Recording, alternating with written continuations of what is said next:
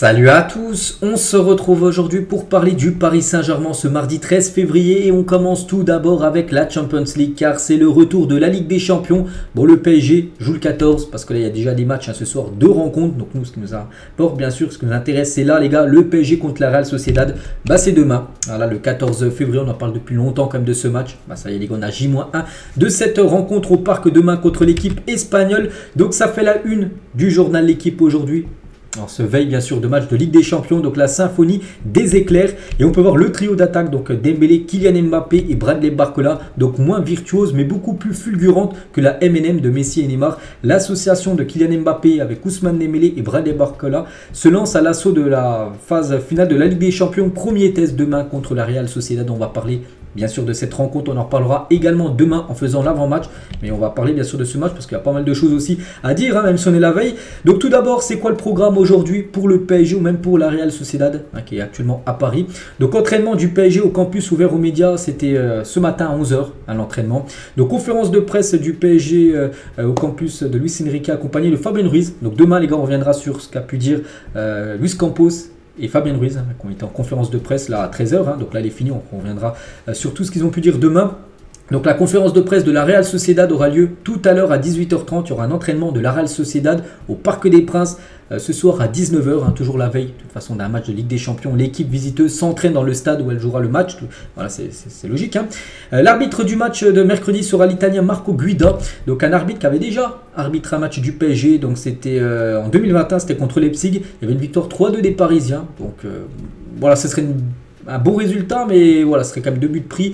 Voilà, on espère une victoire pareille, mais peut-être avec un peu plus de buts d'écart. On verra bien sûr, mais déjà, si c'est déjà une victoire 3-2, ce serait déjà très très bien. Et la météo annonce un temps couvert mercredi soir avec une température 12 degrés. Donc demain, le météo sera parfaite bien sûr pour jouer une rencontre de Champions League. Et quelques infos concernant la Real Sociedad. Donc Oyarzabal, quasiment leur meilleur attaquant, Elustondo et Kieran Tierney sont très incertains pour affronter le PSG. Odriozola, Fernandez et Baker devraient être forfaits. Et puis il y a des joueurs qui seront disponibles comme Robin Lenormand, on ne savait pas trop s'il est là ou non, il devrait être là. Et un qui est sûr qu'il n'est pas là les gars, c'est Emen Munoz qui est forfait jusqu'à la fin de saison, donc lui c'est sûr qu'il ne sera pas là pour cette rencontre. Concernant, donc là on parle un peu de cette Real Sociedad, concernant le PSG, Kanguéni reprendra l'entraînement aujourd'hui, ce mardi. Donc sa participation au match contre la Real Sociedad sera décidée mercredi matin, s'il sera dans le groupe, oui ou non. Après ça se peut qu'il soit dans le groupe, bon, il ne sera pas titulaire, mais ça se peut qu'on le voit rentrer en cours de jeu tout simplement, plus un joueur qui connaît plutôt bien la Real Sociedad, parce qu'avant il jouait en Liga, puis en Liga avec son équipe de Majorque, il jouait souvent contre la Real Sociedad. Et regardez les gars, quasiment J-1 de ce match, déjà la compo probable d'après l'équipe qui est sortie. On reviendra demain avec une autre compo qui va peut-être un peu bouger. Donc la compo probable pour demain: Donnarumma au but, Hakimi, défenseur droit, Marquinhos, Danilo, devrait commencer dans l'axe avec Lucas Hernandez, défenseur gauche, Zeremri, Ugarte ou Fabien Ruiz et Vitinha, et devant donc Dembélé, Mbappé et Barcola, c'est quasiment sûr. Il y a juste Ugarte ou Fabien Ruiz où ça doit être décidé. Je vois plus Ugarte commencer. Donc sinon les gars, ça sera ça. Avec une charnière Marquinhos, Danilo, vu que Skriniar est forfait. Donc Beraldo commencerait sur le banc. Puis devant Dembélé, Mbappé et Barcola. La triplette tout à l'heure qu'on a pu voir en une du journal L'équipe. Le PSG vu d'Europe, on peut voir qu'il y a un journaliste allemand, anglais, espagnol et italien. On peut voir ce qu'il pense du PSG. Mais voilà, on va vraiment voir en entier ce qu'il pense. Donc lui les gars, c'est un journaliste anglais. Il a dit: en Angleterre on ne considère pas le PSG comme l'un des favoris de la Ligue des Champions parce que cette équipe semble très jeune et ne bénéficie pas du vécu commun nécessaire pour viser la victoire dans cette compétition. C'est que moi pour l'instant les gars, je ne mets pas le PSG favori. Les années précédentes je les mettais, puis à chaque fois le PSG a déçu, des éliminations d'aller 8e. Pour moi je mets le PSG dans la catégorie outsider, une équipe qui peut gagner la Ligue des Champions mais pas en tant que favori. Favori pour moi je mettrais le Real, je mettrais City, peut-être le Bayern, voilà ces trois clubs là. On va dire le PSG pour moi je les mettais dans le deuxième lot, les outsiders, qui est bien sûr quand même un lot d'équipes costauds. Donc à titre personnel j'ajouterais que les Parisiens manquent de continuité dans leur match, ils peuvent démontrer une détermination, une cohérence fantastique avant de brutalement laisser retomber le niveau de jeu, ça c'est vrai, des fois le PSG peut faire des gros bouts de match, des séquences, puis après 20-30 minutes c'est fantomatique, on ne sait pas ce qui s'est passé. Comme ils étaient persuadés de ne pas avoir besoin d'être à 100% pour s'imposer, un tel raisonnement peut se vérifier en Ligue 1 mais jamais en Ligue des Champions. Ça passe en Ligue 1 mais en LDC ça passe pas du tout. Ensuite se pose la question de l'impact du transfert potentiel de Mbappé. Je ne pense pas que le feuilleton médiatique sur ce sujet perturbera le club qui est habitué à gérer ça. Et je ne suis pas certain non plus d'ailleurs qu'à long terme, le départ de ce joueur aussi talentueux soit-il pénalise le PSG. La réflexion de la direction parisienne ne doit pas se concentrer sur la situation d'un seul joueur, mais plutôt considérer l'intérêt de l'équipe dans sa globalité. Donc en gros, c'est ce journaliste anglais en gros qui a dit ça par rapport au PSG. On va voir aussi ce qu'a dit le journaliste espagnol sur le Paris Saint-Germain. Grâce au travail de Luis Enrique, l'équipe est plus solide, elle travaille mieux, elle est plus forte sans ballon et mieux organisée, plus cohérente et plus équilibrée. Ce qui manquait au PSG, c'était de l'ordre de la discipline et il s'en est nettement amélioré à ce niveau-là. C'est enfin un collectif et c'est fondamental pour gagner des titres. En gros, il dit que ce journaliste espagnol, avec l'arrivée de Luis Enrique, ça a amélioré en gros la discipline, tout ça. Il y a une tactique maintenant du côté du PSG. En gros, il y a un plan de jeu du côté de Paris, ce qu'il n'y avait pas dans le passé. Enfin, c'est ce qu'il a dit lui. Bref, devant avec Kylian Mbappé, ils ont une arme de destruction massive, enviée de tous. Il y a aussi cette force mentale pour faire abstraction de tout ce qui peut se dire autour de lui. Ousmane Dembélé leur a apporté ce qui leur faisait un peu défaut, sa capacité à déstabiliser une défense à lui tout seul, à apporter la percussion et des débordements. C'est un genre spécial quand il est inspiré, un des meilleurs au monde dans son registre. Ça, je suis totalement d'accord. Sa complicité avec Mbappé sur le terrain est une sacrée force, avec la qualité de son effectif, un entraîneur qui a l'habitude de ce genre de rendez-vous. Le PSG reste un sérieux candidat à la victoire et ces dernières années ils n'ont pas été vernis au tirage, même si face à la Real Sociedad ça ne sera pas aussi facile qu'il n'y paraît. C'est vrai qu'on le sait, de toute façon que ça va être compliqué, mais voilà, lui les gars dit que le PSG peut potentiellement vraiment faire une belle saison, on verra, tout dépend. Tiens, Fabio Capello, les gars, donc ancien sélectionneur, il avait été sélectionneur d'Italie, même et entraîneur aussi de pas mal d'équipes. Tiens, sur le PSG, qu'est-ce qu'il dit lui, en Italie donc le PSG est inférieur au Real Madrid et à City. Peut-être. Cela a été confirmé par ce que j'ai vu durant la phase de groupe, notamment contre l'AC Milan. Je n'ai pas cette impression d'équipe dominante du PSG.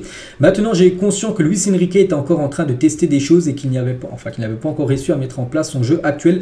Avant, c'était une formation plutôt tributaire des inspirations de Mbappé ou d'autres. Désormais, c'est une équipe qui a sa philosophie de jeu. Ça se voit dans la circulation du ballon ou encore dans sa façon de maîtriser le terrain. Donc voilà, en Italie, ils disent que le PSG maintenant a son plan de jeu, la patte Luis Enrique. Ça se voit un peu partout en Europe. C'est vu avec le journaliste espagnol. Pareil pour Capello, il dit que le PSG maintenant a son style à lui. Tout simplement, donc le style Luis Enrique.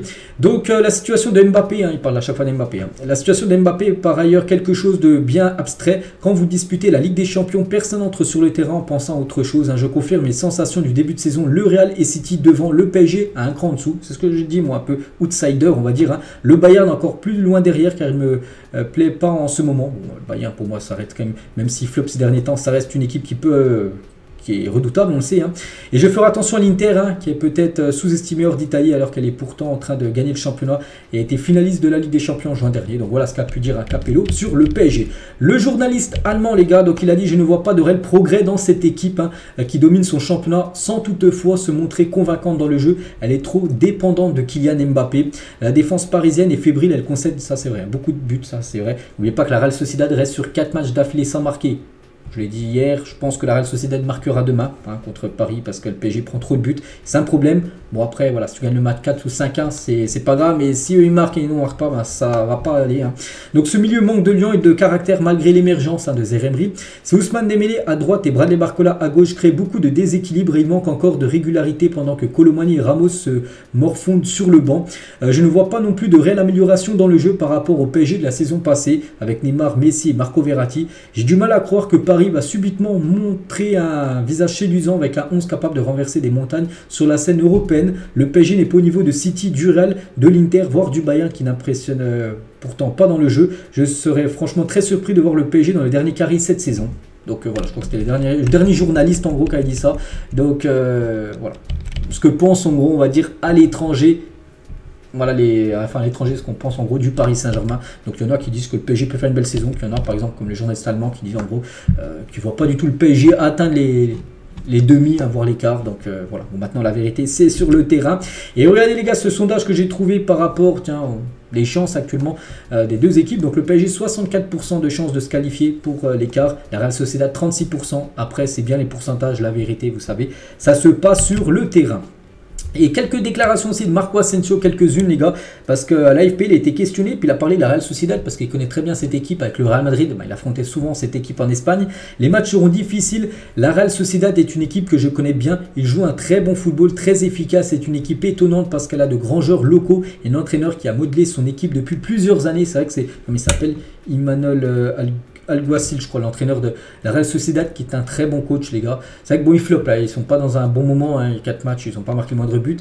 Mais c'est peut-être le réveil pour eux. On n'espère pas demain on part, on n'espère pas. Et surtout, il faut oublier qu'il y aura le match retour là-bas chez eux. Ça sera très compliqué. Ils ont un gros stade. Il y aura le public qui sera derrière eux. C'est pour ça que demain, c'est très important de s'imposer pour préparer au mieux, on va dire, le match retour hein, qui sera délicat là-bas. Toujours tiens avec Marco Asensio, donc avec le club, le staff et les joueurs, nous sommes sur la bonne voie. Unis, je crois qu'on va accomplir de grandes choses. On s'attend tous bien et on est très ambitieux. Nous voulons tout remporter, on espère. Hein. Tiens, il parle de Luis Enrique. Il a dit, hein, c'est un entraîneur très exigeant et à vrai dire l'un des meilleurs que j'ai jamais eu, tant par sa discipline de travail que par son professionnalisme, son exigence envers lui-même et envers nous. Asensio se définit comme un joueur important qui peut aider les autres, un rôle que je partage avec d'autres joueurs qui sont là depuis longtemps.